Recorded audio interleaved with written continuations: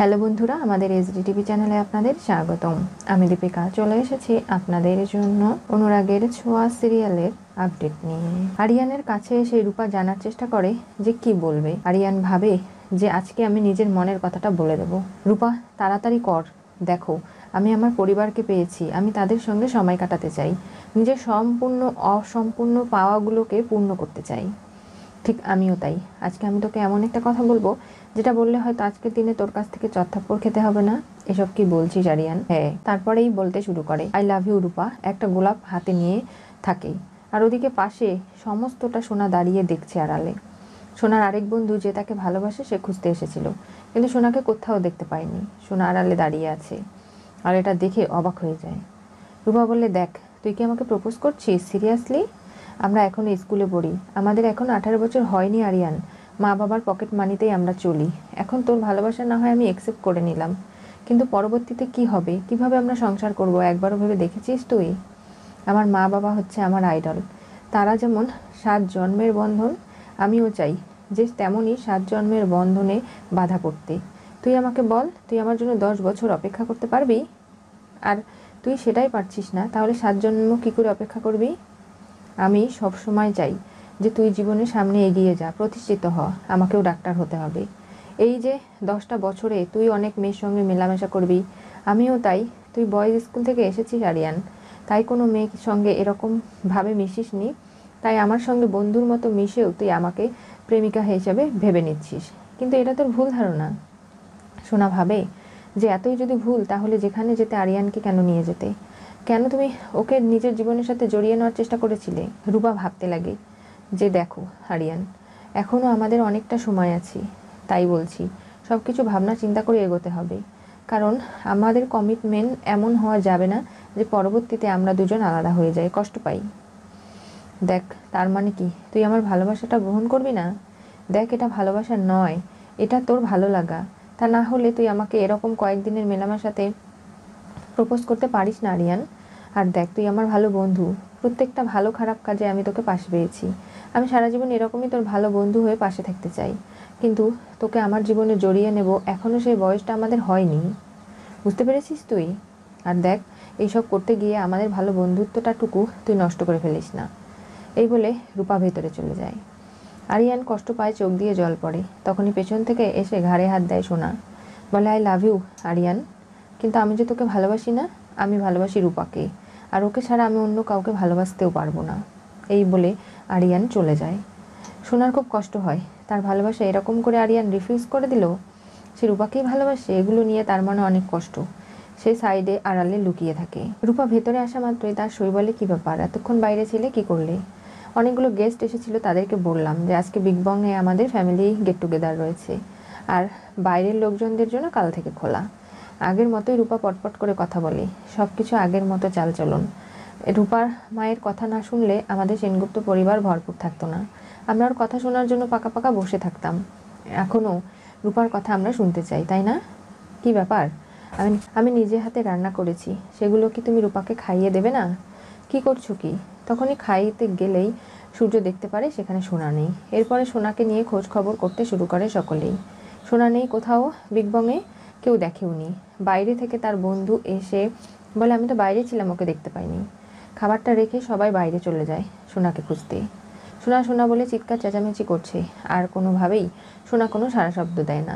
সাক্ষ্য বলে, চলুন আমরা পুলিশ স্টেশনে যাই। দীপা বলে, না, এতটুকু কম সময়েও কোথাও যেতে পারে না, ও এখানেই আশেপাশে আছে, দেখবেন ঠিক বেরিয়ে আসবে। আর ভাবে যে, সোনা তুই এরকম কেন করছিস, বেরিয়ে আয় মা, আমরা সবাই তোর জন্য অপেক্ষা করছি, চিন্তা করছি, তুই যা চাইবি তাই হবে, বেরিয়ে আয়। সাক্ষ্য তার মাকে বলে, এই সোনার জন্য একদিন মিসেস সেনগুপ্ত এবং তার স্বামী ডুববে, কারণ এই মেয়ে কখনো তার মা বাবাকে ভালো থাকতে দেবে না, সেটা নিশ্চয়ই বোঝা যাচ্ছে। থাক না এইগুলো কথা এখন। তখনই সোনা সামনে বেরিয়ে আসে আর ভাবতে ভাবতে লাগে, তার বাবা সকালবেলা তাকে বকেছিল, এমনকি তার মা বলেছে যে তার সব কথা মেনে নেওয়া হবে। আর আরিয়ানকে সে আই লাভ ইউ বলা সত্ত্বেও তাকে রিফিউজ করেছে, সে রূপাকেই ভালোবাসে। এগুলো নিয়ে ভাবতে ভাবতে সে দীপার সামনে এসে দাঁড়ায়। দীপা জড়িয়ে ধরে সোনাকে, বলে, মা কোথায় গিয়েছিলিস তুই? তুই কেন এরকমটা করছিস বলতো? হ্যাঁ, আমরা সবাই একসঙ্গে রয়েছি, আমরা সুখে থাকবো, ভালো থাকবো, তোর কি সুখ ভালো লাগে না? তুই কেন এরকম করে আমাদের কষ্ট দিচ্ছিস বলতো? হ্যাঁ, এই মহিলার জন্য, কারণ ওর জন্যই সব কিছু হয়েছে। আমাকে কেউ ভালোবাসে না, আমার জীবন থেকে সব কিছু কেড়ে নেওয়া হচ্ছে, এটা আমি মেনে নিতে পারছি না। কি হয়েছে কি সোনা মা, তুই আমাকে বলবি? তুই এরকম কেন করছিস? এই মহিলা বলে ধাক্কা মেরে দীপাকে। দীপা পড়ে যেতে লাগে, তখনই সূর্য ধরে ফেলে, বলে কি করছিস কি, তোর এত বড় স্পর্ধা? নিজের মাকে তুই ধাক্কা মারছিস? কত বড় বেয়াদব হয়ে গেছিস সোনা তুই, তোর এখনও জ্ঞান বুদ্ধি হবে না? তখনই রূপা এসে কষে একটা সকলের সামনে চড় বসায় সোনার গালে। সূর্য, দীপা এবং সবাই উপস্থিত অবাক হয়ে যায়। তুমি আমাকে চড় মারলে? How dare you! কেন মারবো না? তুমি জানো না মা কতটা অসুস্থ ছিল? সবে সুস্থ হয়েছে, তুমি ধাক্কা মারলে কেন মাকে? মা যদি পড়ে যেত আরও বড়সড় বিপদ ঘটতে পারতো, তুমি সেটা জানো না? এতদিন আমি চোখে দেখতে পারতাম না সোনা, এখন আমি দেখতে পারি। এখন তোমার এই অসভ্যতামি বেয়াদবিগুলো আমি আর সহ্য করব না, তাই এটা তোমার প্রাপ্য ছিল। মা সব কিছু মুখ বুঝে সহ্য করতে পারলেও আমি পারবো না, বুঝতে পেরেছো? দেখলে, দেখো, তোমার জন্য এই আমার গায়ে আজকে হাত তুলেছি। এখন বলো ওকে, তুমি কিছু কেন বলছো না? কোনো কিছু আমি অন্যায় দোষ না করতেও তো বাবা আমাকে অনেক বকাবকি করে, অনেক কথা শোনায়, কখনো চুপ থাকে না। এখন নিজের মেয়ে অন্যায় করেছে, ভালোবাসার সেই মেয়েকে কিছু বলা যায় না, তাই না? কেন তুই এরকম করছিস সোনা? রূপা তোর কি কেড়ে নিয়েছে? কেন তুই এরকম পরিবারে অশান্তি আনছিস? আমরা সবাই তো বেশ ভালো থাকতে পারতাম, কিন্তু কেন তুই এরকম করে পরিবারটাকে ধ্বংস করে দিচ্ছিস বলতো? হ্যাঁ, আমি তো সব কিছুর কারণ। তাই তোমাদের বলছি, রূপাকে নিয়ে তোমরা কলকাতায় ফিরে যাও, আমি যাব না। আমি এখানেই থাকবো, আমি কোথাও যেতে চাই না, বুঝতে পেরেছো? হিংসুকুটি, দেখো, আমি তোমার কাছে সরি বলে নেব। মা, আমি বলছি তো, আমি ওর কাছ থেকে ক্ষমা চেয়ে নেব, কিন্তু তুমি রাগ করো না, কান্না করো না। আর দেখো, যা কিছু করেছি সেটা কিন্তু আমি তোমাকে ভালোবাসি বলেই করেছি। রূপা, আমার আঘাতের থেকেও তোরা দুই বোন ভালো থাকবি, এটা আমার কাছে সব থেকে প্রিয়। তোরা দুজনে যমজ, আমার গর্ভ থেকে তোরা জন্মেছিস। তোদের এরকম আচরণ আমার মোটেও ভালো লাগছে না, তোরা এবার থাম। মাকে এতটা কষ্ট দিস না তোরা। দেখো শোনা, তুমি জীবনে যা কিছু চেয়েছো আমি তোমাকে দিয়েছি, কখনো তার বাইরে গিয়ে কিছু করিনি। তুমি বাবার সঙ্গে এই ধরনের আচরণ, মায়ের সঙ্গে এত বেয়াদবি কেন করছো বলো তুমি? আর দেখো, তোমাকে এখন চুপ থাকতে হবে, তুমি যাও। রূপা তোমার কাছে যেমন ক্ষমা চাইবে, তার আগে তুমি তোমার মায়ের কাছে ক্ষমা চাইবে, বলবে যে মা এরকম আচরণ আর কখনো করবো না, বুঝতে পেরেছো? হ্যাঁ, আমি তো সব ভুল করি, সব অন্যায় আমারই। আমি তো কারো কাছে কখনো আপন হতে পারলাম না, আর এটাই আমার সব থেকে বড় ভুল। সোনা মা, তোর জন্য আমি জীবনে কি করিনি বলতো? তারপরে তুই এই ধরনের কথা কি করে বলতে পারিস? তুই এতটা নিচে কি করে নামলি বলতো? থাক না এসেস, তুমি তো জানো ওর শারীরিক কন্ডিশন কি, ওকে আর কিচ্ছু বলো না, ও থাক। শোনা, তুমি এরকম করে কান্নাকাটি করো না মা, চলো আমরা বাড়িতে যাই। তোমাকে সেখানে গিয়ে রেস্ট নিতে হবে, এখানে আর না থাকলেও চলবে, চলো তুমি। এই বলে সোনাকে হাত টেনে নিয়ে চলে যায়। দীপা, সূর্য দুজনেরই চোখে জল। সূর্যর চোখের জল মুছিয়ে দীপা বলে, আপনি যান সোনার কাছে, বুঝতেই তো পারছেন ওর মানসিক অবস্থা ভালো নেই। ও আগে ঠিক হোক, তারপরে ওকে নিয়ে না হয় আপনি আসবেন। আমাদের এখন বাবা মা হিসেবে সবার আগে সন্তানের সুখ দেখতে হবে। সোনা রূপা দুজনেই ভালো থাক, আমাদের সেটাই পাওনা। কেউ ভালো থাকবে কেউ খারাপ থাকবে, সেটা তো হতে পারে না, বলুন ডাক্তারবাবু। ঠিক আছে, আমি তাহলে যাচ্ছি। এদিকে রূপা দেখে আরিয়ানের চোখে গিল্টি, কোনো একটা কিছু ঘটেছে সেটা সে বুঝতে পারে। কাছে এসে বলে, কিরে আরিয়ান, তুই চোখ লুকাচ্ছিস কেন? কিছু হয়েছে কি, বল আমাকে। তখনই বলে যে আমি তোকে যখন প্রপোজ করেছিলাম সোনা সবটা দেখে ফেলেছি।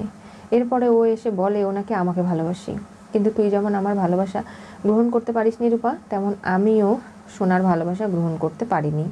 এটা কি আমার দোষ বল তুই? আমি তোকে ভালোবাসি, তাই বলছি যে যা কিছু হয়ে যাক না কেন, আমি কখনো ওকে মেনে নিতে পারবো না। আরিয়ান, হ্যাঁ। রূপা তখন ভাবে যে না, হিংসুকুটি, কোনোভাবেই আমি তোমাকে একটা ছেলের জন্য দুই বোনের মাঝখানে দ্বন্দ্ব হবে সেটা হতে দেবো না। দেখো না এবার রূপা কী করে, আমি সবটা সত্যি জেনে গেছি। সোনা বাড়িতে যায়, চারু তার মন ভোলানোর জন্য বলে হট চকলেট বানিয়ে দিচ্ছি, তুমি বসো এখানে।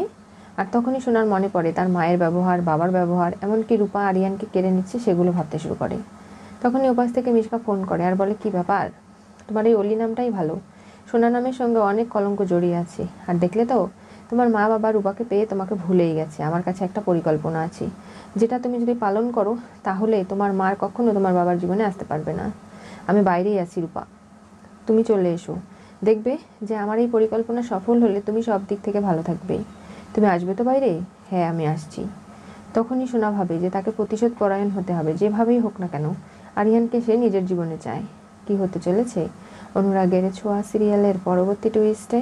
আরিয়ান রূপাকে গোলাপ হাতে প্রপোজ দেখে সোনা ভালোবাসা হারিয়ে ফেলার ভয়ে মিশকার সাথে মিলল। আজকে সোনা যেভাবে ভুল সিদ্ধান্ত নিয়েছে আর মিশকা জানে কখন কাকে কিভাবে মোটিভেট করে নিজের পক্ষে করে নিয়ে নিজের কাজগুলো হাসিল করে নেওয়া যায়।